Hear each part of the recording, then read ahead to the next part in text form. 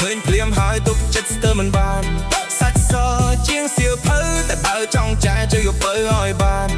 យកអូនធ្វើជាគូស្គាល់បងឲ្យនាងស្គាល់អារម្មណ៍សុខសាន្តបើអូននាងព្រមមែនបងស្ម័គ្រជូនពើដើរលេងកំសាន្ត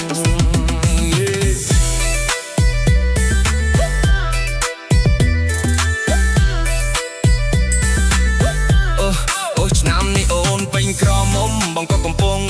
តែពេញស្ទៀវក៏តែពេញកម្លាំងដៃក៏កំពុងតែពេញរឿងមុខក៏មុខខ្លាំងហើយបងនេះលេងចង់នៅលាវជួបនឹងស្រីស្រស់កំលោះបងនេះសែនស្រាលខ្លះអូនអត់ដឹងចង់បងប្រាប់មានទាំង3ខ្សែ3មានអាយ៉ៃរួមវងមានទាំងស្លោដៃមានសំឡេងត្រមានលបែងប្រជាប្រិយបងអង្គុយចោលឈូងគ្មានរត់សម័យថ្មីមិនដែលភ្លេចចំនួនមុនមានអាគារតូចធំលូតលាស់រាល់ថ្ងៃខ្មែរសាមគ្គីជាតិយើងនឹងជោគជ័យសៀមរាបស្រុកភូមិមានប្រាសាទព្រឹកព្រៃអត់មានខ្នងហើយបងគ្មានទេវណា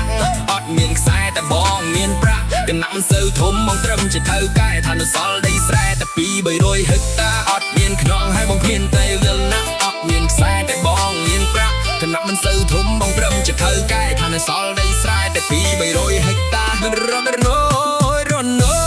យប់នេះបងសូមកំដរស្អាតដូចទេណកែវភ្នែកមាត់ច្រមុះល្អនាងស្អាតតាំងពីចុងដៃរហូតដល់ចុងជើងចុងកេះហងក្រងតូចថត់មិនចេះពើឃើញគេស្លៀកបែកអញ្ចឹងកុំថាគេទុងគេចេះជួយដាំបាយជួយបង្កាត់ភ្លើខ្លះពួកយើងរត់1 2និង3ទាញបាញ់ព្រួយស្នេហ៍បាញ់យកចំបេះដូងស្រីបងចង់ប្រាក់ឪពុកម៉ែឲ្យប្រាប់គាត់ទៅស្ដីយើងរាល់ខែយកចាស់ទុំជាសាក្សី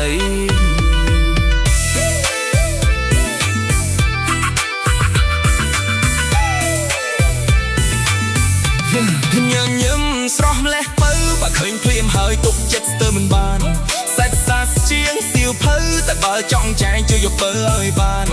យកអូនធ្វើជាគូស្គាល់បងឲ្យនាងស្គាល់អារម្មណ៍សុខសាន្តបើអូននាងព្រមមែនបងស្ម័គ្រជូនពៅដើរលេងកំសាន្តតែបងអ្នកហ៊ានចាយអ្នកហ៊ានចំណាយទៅលើស្រីឯក៏បងជាអ្នករៀនអ្នករក្សាសេរីថ្មីហើយបងជាអ្នកសម្បូរសម្បត្តិទៅលុយសុទ្ធតាំងពីយំលន់យាយមាសពេជ្រកាយកងថាបងមិនខ្វះអីសម្បងប្រាប់ពីគោលបំណងចាំបងនឹងលោកលៃអូនចង់មកលុយឬមួយក៏វីឡាបង2 3មិនឲ្យអូនមានផលរំខានសំអូននាងកុំភ័យបេះដូងបងញ៉ែតែកល្យានស្នេហ៍យើងជោគជ័យ